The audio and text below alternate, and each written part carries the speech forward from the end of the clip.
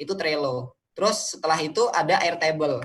Airtable juga sebenarnya sama. Kalau di sini kita lebih ke menggunakan Airtable itu untuk berkomunikasi dengan klien. Misalkan karena kita programnya kita membuat software, ya udah, bagaimana pada akhirnya dari klien tuh minta apa, misalnya tidak ada respon nih jika user ketik hip hip hore atau hip hip hore. Nah, ini isunya. Nah, kita nyelesainnya di sini. Setelah selesai nanti kita bisa pindah. Dari sini ada on progress, on develop, ada fix on staging, close, dan yang lain sebagainya gitu. Kita bisa bikin itu. Jadi banyak sekali aplikasi-aplikasi yang bisa kita gunakan sebenarnya untuk membuat to-do list dan asynchronous communication itu. Master task sebenarnya secara pekerjaan, cara kerjanya itu mirip, sama aja sih. Nah, kita tinggal mau milih yang mana yang harganya lebih murah dan yang paling nyaman digunakan, seperti itu kan. Semuanya kan pasti kalau untuk masuk ke mode itu kan bayar, seperti itu. Mode pro-nya. Lalu, nah, kalau misalkan Bapak Ibu semuanya pernah punya AWP. AWP itu kan kita perlu untuk mempraktekkan ya. Perlu mempraktekkan bagaimana nanti kita nge-share AWP itu, misalnya kita presentasinya melalui Zoom. Terus bagaimana menggunakan AWP-nya, apalagi untuk para mentor AWP gitu kan, atau teman-teman yang mau jualan ke klien terus mau menunjukkan hasil perhitungannya, itu bisa gitu. Pertama, kita download Mobizen atau SiteSync. Kalau untuk yang memakai untuk yang memakai maaf,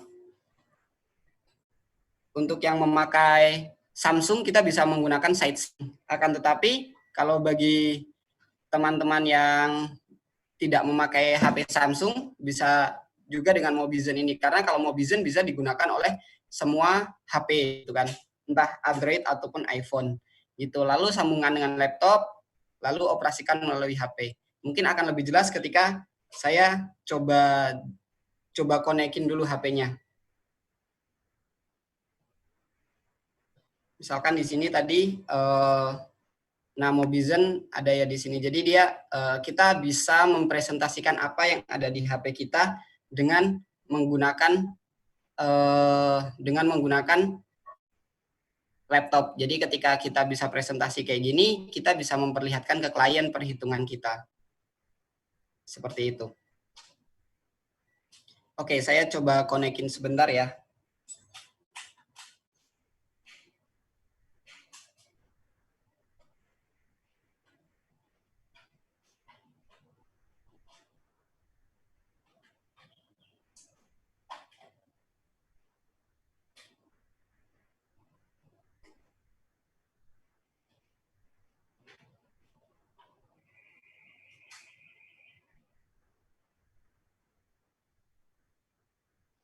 Oke, saya sudah coba connect. Pertama, kita download Mobizen dan ininya di sini dulu. Di di laptop dan di HP masing-masing. Setelah kita bisa download, kita bisa tampilkan layar HP kita di laptop seperti ini. Di SiteSync juga sama sebenarnya untuk Samsung. Pertama, kita akan coba lihat masuk ke AWP kita.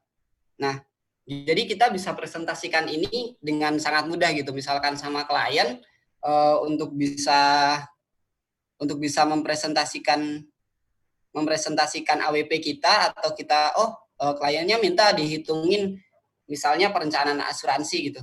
Kita bisa memberikannya di sini. Misalkan ini perencanaan asuransi yang ada di AWP. Terus kita akan tunjukkan gitu kan. Pertama misalkan namanya Bapak siapa. Misalnya saya ambil Pak Yudi ya, mungkin Pak Yudi gitu kan. Terus habis itu umurnya berapa gitu. Misalkan umurnya 40 tahun gitu kan. Terus setelah itu sisa hutang KPR misalkan jangan Pak Yudi deh, saya Pak A aja lah, Pak A gitu. Pak A. Nah, umurnya 40 tahun. Sisa hutang KPR-nya adalah, sisa hutang KPR ini adalah sisa hutang yang ada di dia misalkan dia hutang KPR 1 miliar, terus tinggal sisa sekarang 800 juta gitu. Nah, sisa hutang KPM itu kepemilikan mobil misalkan 200 juta. Sisa hutang kredit bisnis misalkan 0, tidak ada. Sisa hutang lainnya, kartu kredit dan lain sebagainya mungkin sekitar 100 juta. Pengganti pemasukan bersih misalkan dia dalam 1 tahun dia mendapatkan 240 juta, 1 bulannya 20 juta. Masa perlindungan untuk keluarga, dia mau pensiun misalkan umur 60, berarti masih ada 20 tahun. Target investasi misalkan 10, perkiraan tingkat inflasinya 5. Nah, ganti pemasukannya kan sudah bisa kelihatan. Bahkan biaya duka dia mau menaruh 100 juta, lalu asuransi yang sudah dimiliki, oh saya sudah punya UP 500 juta, gitu kan. Nah, dia masih kebutuhan manfaat asuransi yang dia butuh itu adalah sekitar 1M. Nah, kita bisa langsung cetak. Jadi kita bisa tetap produktif walaupun kita social distancing dan tetap kita harus jualan dan lain sebagainya. Maksudnya kita harus jualan asuransi atau apapun, kita masih bisa ya video call kayak gini, ngobrol juga, kita bisa presentasikan juga gitu kan hasilnya. Nah, ini juga kalau kurang gede bisa ya udah saya kirim ke WA Bapak Ibu atau gimana gitu kan. Jadi dia bisa melihat sendiri gitu kan. Nah, akhirnya ya udah, ketika udah seperti itu kita bisa presentasi produk kita mau bagaimana. Seperti itu sih. Jadi intinya kita akan kembali ke slide yang tadi, bahwa work from home tidak membuat kita menjadi ya susah kalau manajemen waktu kita dan juga teknologi yang digunakan itu tepat. Karena banyak sekali teknologi seperti Slack dan tadi misalnya Zoom, kita bisa pakai Microsoft Teams atau yang lain sebagainya gitu kan. Terus ketika kita memakai untuk presentasi, kita bisa pakai Google Slide, kita bisa pakai PowerPoint dan lain sebagainya. Yang penting teknologi yang digunakan dengan tepat gitu. Misalkan saya contohkan yang Slack, kalau digunakan secara tidak produktif ada juga gitu. Misalkan saya punya project gitu kan, Slack ini tidak digunakan secara produktif, ya udah semuanya kosong. Jadi produktivitas atau enggak tergantung bagaimana tim kita bekerja, seperti itu. Nah, dan sekali lagi, teknologi, software atau apapun itu adalah tools buat kita. Produktif atau enggaknya kita tergantung bagaimana kita menggunakannya.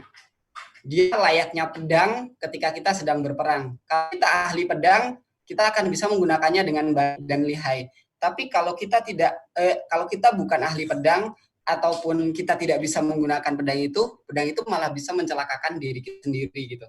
Jadi ya tidak akan, apalagi di masa-masa seperti ini, kita sangat terbantu dengan adanya teknologi.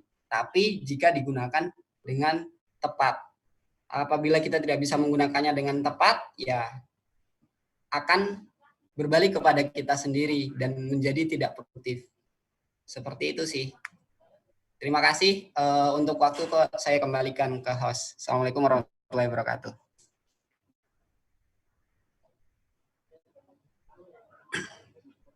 Oke, Pak Holik, tadi ada pertanyaan dari Pak Roni Sanjaya ya di chat. Mau tanya, kalau pekerjaannya relatif masih konvensional, bagaimana solusinya saat WFH? Oke, masih relatif konvensional di sini bagaimana maksudnya ya? Oke, saya coba sebentar ya.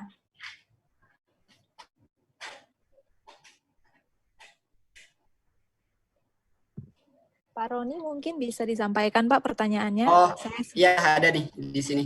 Yang masih jauh dari sistem online, Pak ya. Oke, kalau misalkan misalnya pekerjaan konvensional ya. Saya contohkan mungkin di diri saya sendiri. Saya juga jualan sayur sih sebenarnya gitu. Jualan sayuran hidroponik. Akan tetapi kita tetap menggunakan semuanya kita onlinein gitu. Walaupun sesederhana grup WhatsApp ataupun grup Telegram gitu kan. Jadi konvensional ini apabila mungkin kita jualan atau apapun ya, atau mungkin Pak Roni bisa ngasih satu contoh pekerjaan konvensional yang dimaksud seperti apa. Tapi kalau misalkan kayak jualan, kan kita bisa menggunakan jasa antar gitu kan. Misalnya pakai Grab, pakai Jack, dan lain sebagainya. Terus pemesanannya bisa melalui WhatsApp, atau kita bisa melalui manapun tempat untuk memesan, ada marketplace dan sebagainya gitu. Menjadi sangat relevan saat Itu sih ini Pak ya, terutama pada teman-teman yang kerjanya memang di Grab atau Gojek